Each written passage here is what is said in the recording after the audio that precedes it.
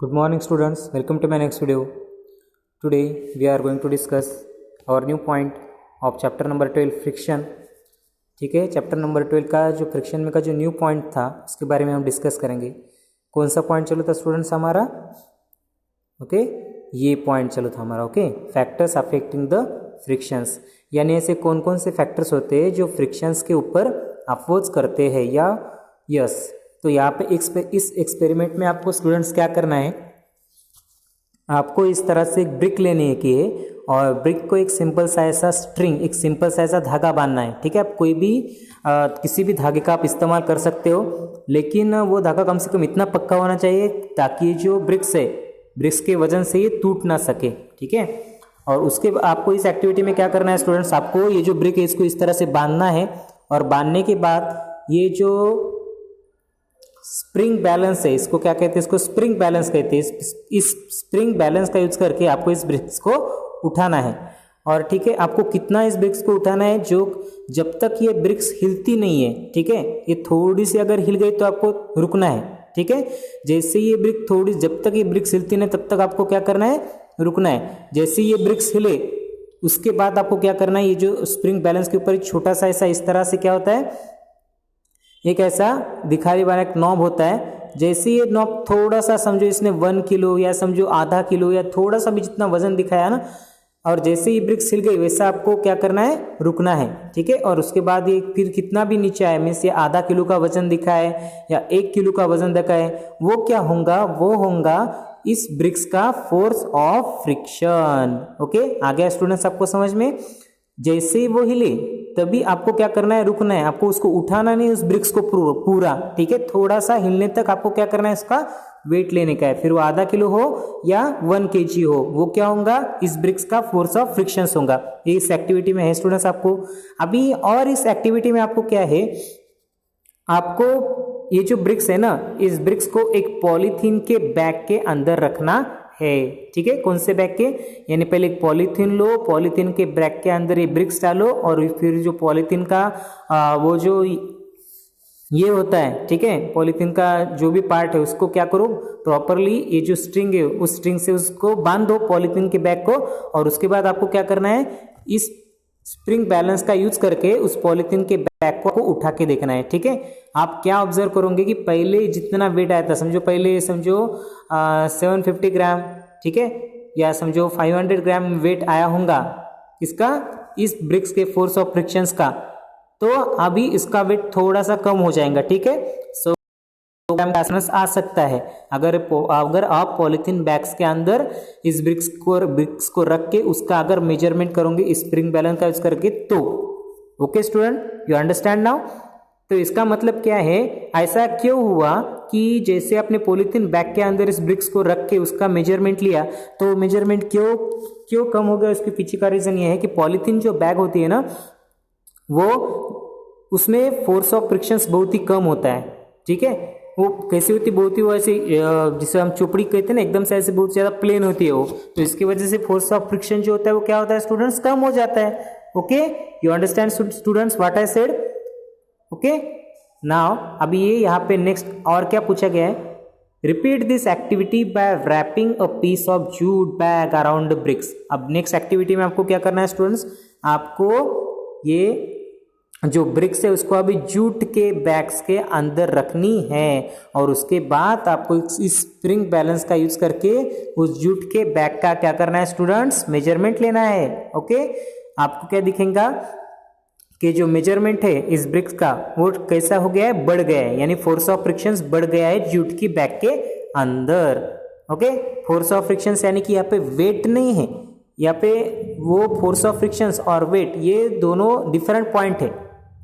Okay, you understand students? कुछ भी problem हो तो आप मुझसे बाद में पूछ भी सकते हो.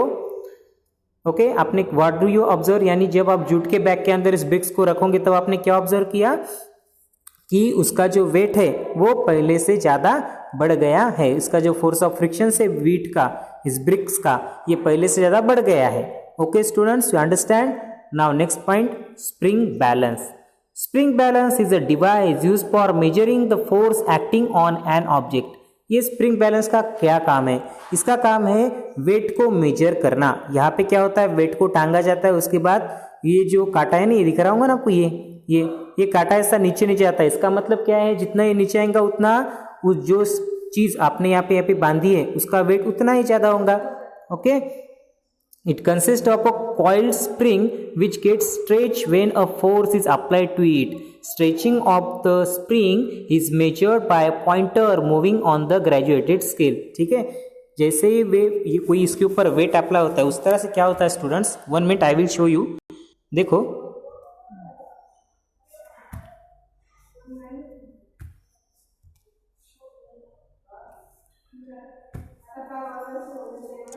वन मिनट स्टूडेंट्स,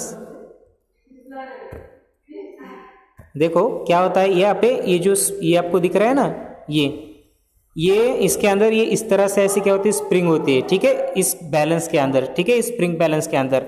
और जैसे आप कोई वेट को लगाते हो यहाँ पे, जहाँ पे ये दिख रहा है ना आंकड़ा, वहां पे किसी वेट को दिखाते हो ना, तब ये जो स्प्रिंग है ना ये ऐसी तन जाती है, या ऐसे लंबी लंबी ऐसी तन जाती है। ओके स्टूडेंट्स, आ गया समझ में? और उसके बाद ये तनने की वजह से क्या होता है, यहाँ पे इस जगह पे ये जो वेट है वो वेट हमको बड़ा हुआ दिखता है। ठीक है, और ये जो नॉब है, ठीक है, ये यहाँ पे जो तुमको पॉइंटर दिख रहा है, पॉइंटर ऐसा नीचे नीचे नीचे नीचे आता है। क्यों? उस स्प्रिंग की वजह से, ये इस स्प्रिंग की वजह से। ठीक है, ये स्प्रिंग जो है ना ये तान के ऐसी लंबी वाली हो जाती है इधर की साइड की। हाँ ओके, ये पहले वेट रखने से पहले ऐसी होती है, वेट जैसे आप रखोगे तो ऐसे तन जाती है। You understand students? Okay, now 1 minute. Now अभी next activity 12.3, make an incline plane on a smooth floor और एन अ टेबल। ठीक है, आपको टेबल के ऊपर क्या करना है, एक ऐसा इंक्लाइन प्लेन बनाने का है। मैं आपको सब बताऊंगा स्टूडेंट्स क्या है क्या नहीं, तो जस्ट फॉर 1 मिनट ये एक्टिविटी आपको यहाँ पे करने की है। ठीक है, यहाँ पे आपको एक छोटा सा पैड लो या कुछ भी लो, और दूसरा आपको क्या लेने का, एक सेल लो या पेंसिल लो, कुछ भी चीज ले सकते हो। यहाँ पे आपको क्या करने का है, मार्क ए, यहाँ पे आपको एक चीज को रखना है, जैसे आप सेल रख सकते हो, पेंसिल रख सकते हो, जो अच्छा लगे उसको रखो, और उसके बाद उसको यहाँ से आप छोड़ दो। जैसे आप छोड़ोगे ये क्या होगा, ये फिसलते फिसलते ऐसे आगे तक चले जाएंगे, जैसे यहाँ पे ये सेल गया है। ठीक है, और दूसरी एक्टिविटी में आपको क्या करना का है, ये सब जैसा का वैसा ही स्ट्रक्चर रहेगा, खाली इस जगह पे आपको नीचे वाली साइड पे ऐसा व्हाइट कलर का ऐसा पेपर या किसी भी कलर का आप नीचे ऐसा पेपर को स्प्रेड करो, और उसके बाद आपको ये जो सेल है ना इसको यहाँ से छोड़ना है। जैसे आप छोड़ोगे यहाँ से लेकर यहाँ तक आगे तक जाएगा। ठीक है, और उस मीन्स जितना इसमें ये यहाँ तक गया, लेकिन नेक्स्ट ये जो एक्टिविटी है ना इसमें ये या इतना नहीं जाएगा, ये इससे कम जाएगा, या हो सकता है ये बहुत ही कम जाए। ठीक है, यहाँ तक भी आ सकता है ये सेल, यहाँ तक भी आ सकता है सेल। ठीक है, ये आ गया ना समझ में आपको?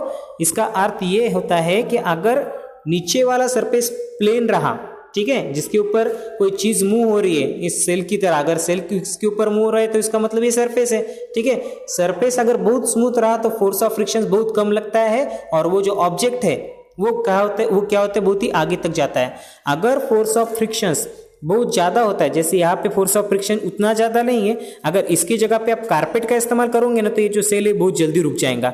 ठीक है, जैसे कारपेट के ऊपर आप या किसी रफ चीज के ऊपर इस तरह के ऑब्जेक्ट को अगर आप रख के यहाँ से मूव करोगे तो फोर्स ऑफ फ्रिक्शंस बहुत ज्यादा होगा और वो जो ऑब्जेक्ट है वो रुक जाएगा। ओके स्टूडेंट्स, इसके आगे वाला जो पार्ट है ना उसको अभी हम नेक्स्ट वीडियो में देखेंगे। Okay, now bye students.